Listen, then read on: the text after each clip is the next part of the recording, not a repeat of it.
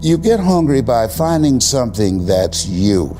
I believe that all of us are born unique, but most of us die copies. You got to find out what is it that turns you on, what resonates with you.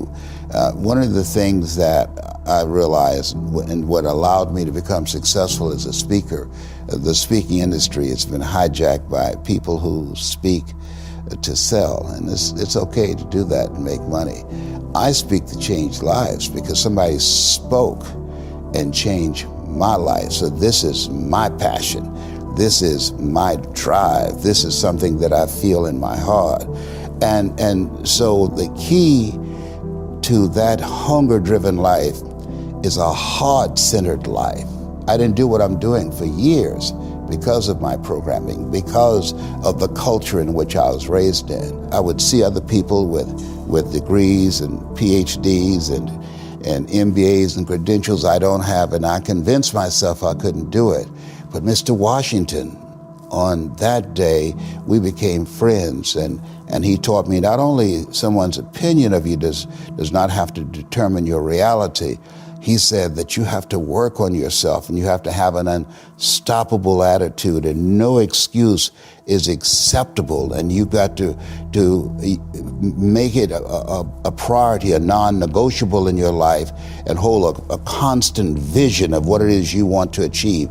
See it accomplished and go all out. Find a way to win.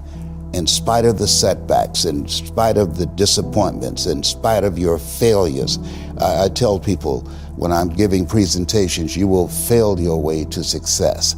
I have a saying, is life knocks you down, try and land on your back, because if you can look up, you can get up. And so those experiences of going after goals that's beyond your comfort zone, and having relationships that will challenge you, and surrounding yourself with coaches and mentors who can take you to a place within yourself that you can't go by yourself because you can't read the label when you're locked in the box.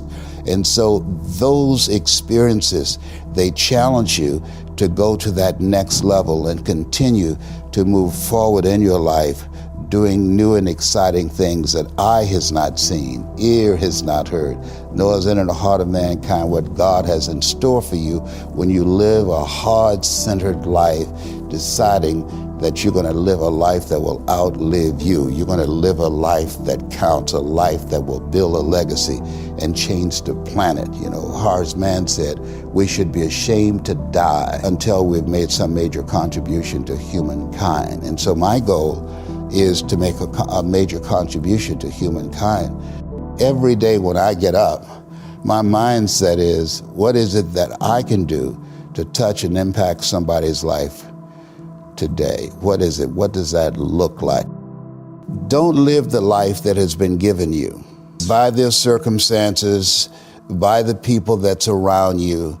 That Sidney Poitier wrote a book called The Measure of a Man. And he said, when you go for a walk with someone, something happens without being spoken.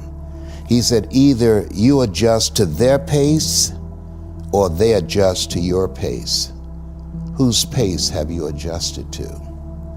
And so there are things that we pick up and we think that they're our choices, but they're the choices that we've been programmed by life to do. When we leave our homes in the morning, we're bombarded with over 6,000 advertising hits through Facebook, through Twitter, through Instagram, through television, through our phones and through our communities, and through the computers. And so all of these things are impacting us every day. So if you don't have a program for your mind, then your mind is going to be programmed, and you'll find yourself doing things that you did not know, and that they affected you, that they, through marketing techniques and strategies, that they will create a thirst within you. I came up in an era that said if you built the best mousetrap, the world would be the path to your door. But if you know marketing, people will sleep outside your store to buy a telephone they've never touched or seen.